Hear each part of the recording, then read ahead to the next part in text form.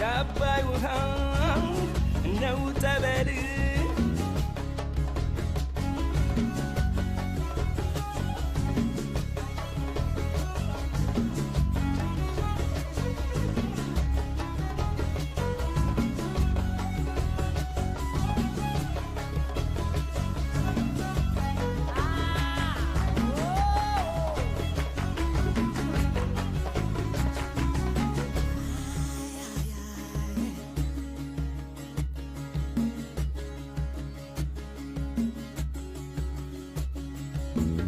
የአባይ ውሃ ነው ጠበል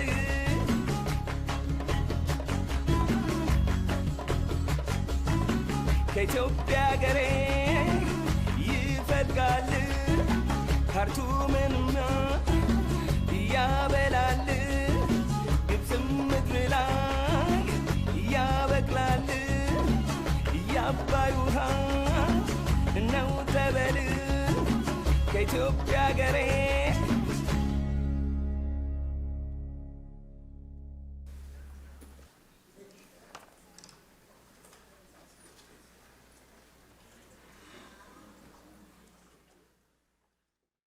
I'm really privileged to introduce the man of the hour, the author, Dr. Dereja Tasemma.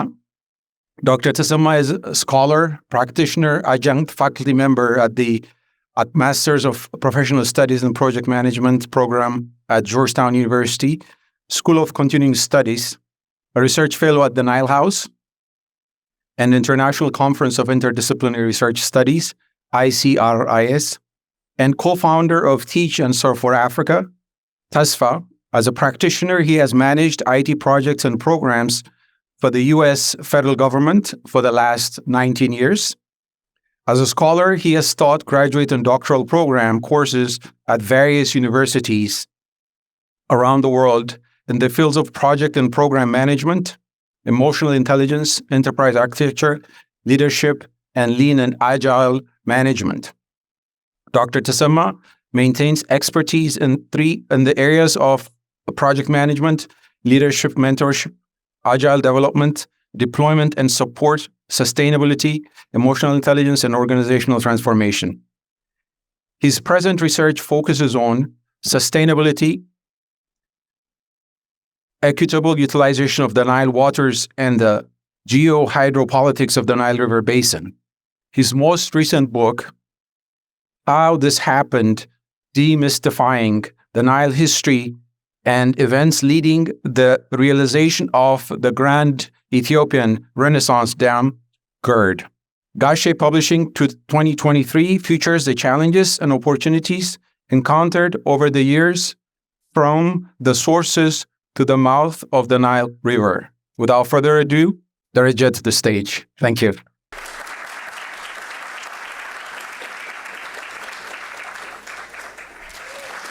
All right. Thank you. So greeting to all my dear friends, family, and esteemed guests who have gathered today both in person and virtually.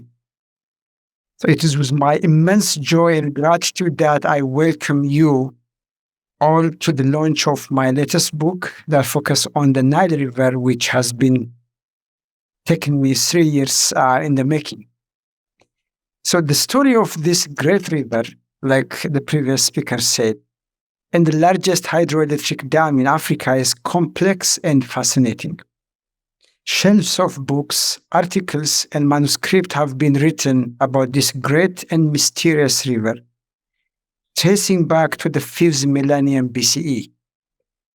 Historian, scientists, archaeologists, geologists, hydrologists, expedition leaders, and many others have written thousands of pages about the Nile. This book is a 6-part summary of the events that started thousands of years ago, culminating to the construction of the Grand Ethiopian Renaissance Dam, and a recount of my trips from the 2 sources, Gishabai in Ethiopia and the Jinja, Uganda, to the mouth of the Nile River in the Mediterranean Sea. To learn about the river, one has to learn its history and the geopolitics, treaties and agreements, wars made on the river, and the science of the river and how the riparian countries sees the Nile from their perspective. So, part one of this book covers the history and then hydrogeopolitics of the Nile River that covers the time frame between the 1st to the 21st centuries and discuss a wide range of topics.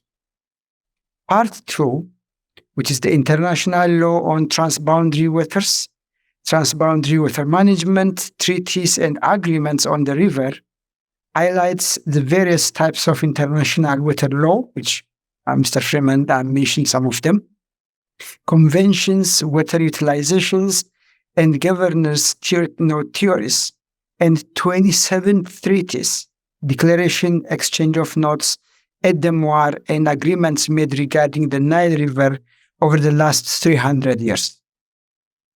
Part 3, which is the science of the Nile, summarizes information on the origins and evolution of the major sub-basins, which we're going to listen from our distinguished speakers and panelists, and the major sub-basins of the Nile and the Blue Nile rivers, the Nile basin geology, hydrology, climate, soil, and sustainability. Part 4 is the Nile in the riparian countries, is devoted to discussing how each riparian country's geopolitics, culture, economy, and the way of life is shaped by the river.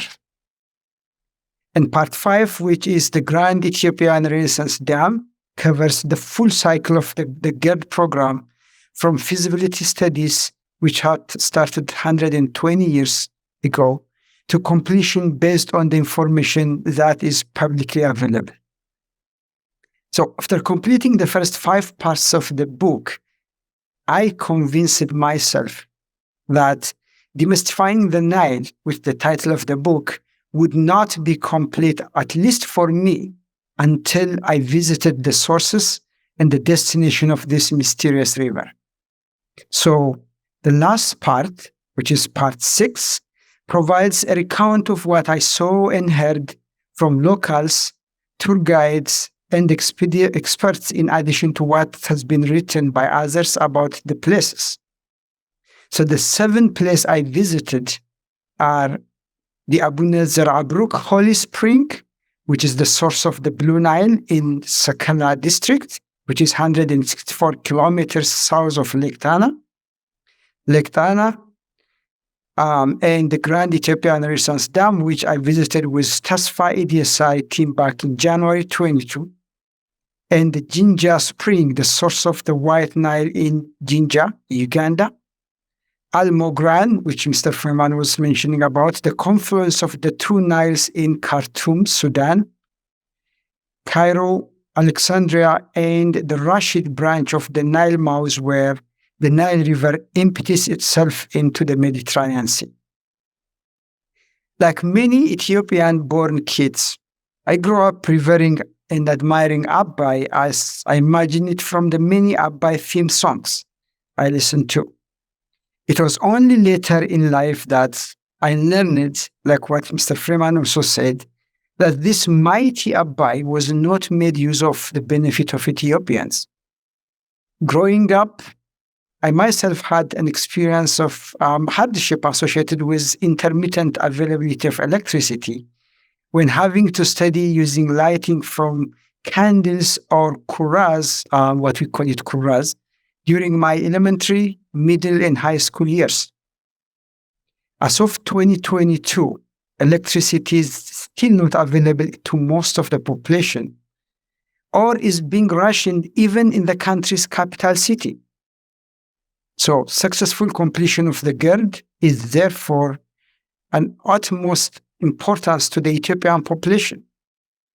Of course, now many argue that the completion of the GERD and the extension to access to electricity to millions will be one of the foundational steps to modernizing the country. I have visited the GERD sites, and believe it or not, it was struck by how its structure was way bigger than I had imagined. It's a massive, massive structure. I can still visualize The view of the quiet lake surrounded by mountains in one side of the river and the water flowing out the other side as it continues its journey north to cross into Sudan and Egypt. And it was mind-blowing and great inspiration. After our visits, the charter plane took off to Addis, and then I looked back one more time at the dam and the surrounding lake. Mighty and graceful at the same time, it was impossible to see this dam as an object of contention. The showdown of powers, the flurry of financial sanctions, and the continued pressures on the countries far and near to hold its construction had no weight at that moment. The commanding thought was that Ethiopia's resilience aimed to sustain external pressure against the GERD program has paid off, and that now the dam is a symbol of determination, people's power, national identity, pride, and hopeful a gateway to prosperity. So let me acknowledge people who supported me in this journey, because the writing process was harder than I thought and more rewarding than I could have ever imagined. None of this would have been possible without the support of many around me. So my heartfelt thanks go to the following groups. To my family, from reading early drafts of the manuscripts to giving me advice on the structure of the book, including the title, Beza, my wife and friend.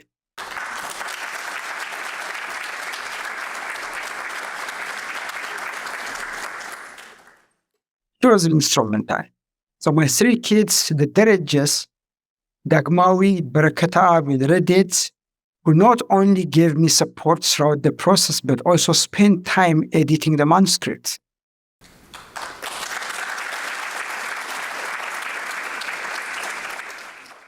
And my father, Abba Befakadu Tasamma, who is now 99, I saw him last week, years old, with a clear memory of validating my childhood story, including in the book. He told me the 1957 story project when the Americans were building and they're surveying in the place where I was born, way south of Ambo. My mother, my brothers, sisters, and their significant others who gave me unwavering support. To my editing and supporting team, my chief editor, Dr. Andrew Daly, I think he's also online, Associate Professor of Modern French and Global History and Director of Graduate Studies at the University of Memphis, Beza Kullu, Alamu, and Dr. Sabla Mengesha. Our interior designer and layouts, Baker and Taylor Publishing Service, the Shady Grove Group Addis Ababa team, who developed the mobile app, websites, marketing and communication flyer, logos, and enhancing the quality of pictures and diagrams. To the subject matter experts, because this is the topic that it was beyond my pay grade. I started working only the project management part, but I ended up covering. So I had to validate with the subject matter experts. Those who spent time reviewing parts of the manuscript, some of them are here. Magdalena is one of them. I flew to Florida to show her my manuscripts. And I flew to different pieces, places in the country, even across the board to Ethiopia too. Those who spend time reviewing parts of the manuscript related to their respective domains and provide valuable feedback. To teach and serve for Africa, the Ethiopian Diaspora Service Initiative board members who embraced the value of volunteering and allowed me to travel with them on the project management training trip to Ethiopia, where the idea of writing this book got more attraction. So I have 3 or 4 of the board members here. I thank you for that. Most of them are in the room and also traveled with me to the good side. To all my friends, for your gentle encouragements and support to see this project through. And of course, to the Ethiopian government. While I have tried to to put together this book independently based on the publicly available materials, I would still like to acknowledge all government officials' involvement for their relentless but careful efforts to bring Ethiopia back to driver's seats in the Nile Basin initiatives, cooperative framework, and ongoing negotiation. So I look forward to many books being written by those involved in the process to show us how they handle this delicate and explosive process and explain to the world how Ethiopians' rights to the equitable utilization of waters, even under extreme and difficult situation and pressure, was defended. Even though at times it seems to have the David and Goliath-like imbalance. So my hats off to you, Mr. Ambassador, and thank you so much.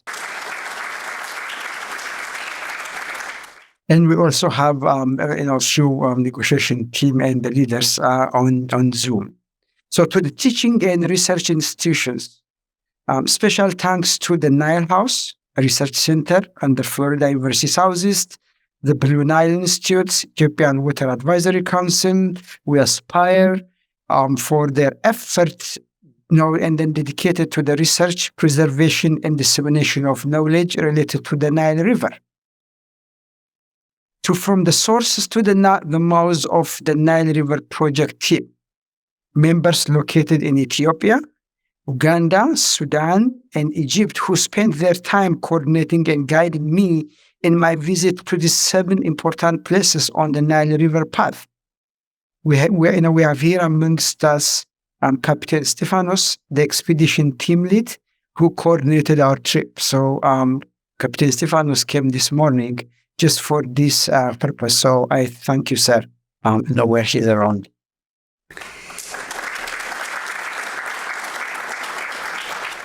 So I would like also to recognize the Nile House membership, most of them a second-generation Ethiopian American, some of them whom are here in the room and narrated parts of the book, which was running while we were waiting for social media feeds to bring awareness about Ethiopia's story on the Nile River to their elementary, junior, and high schools and university communities worldwide.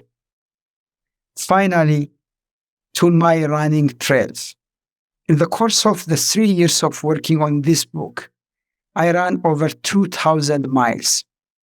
I think when I ran 3,200 kilometers to formulate my ideas.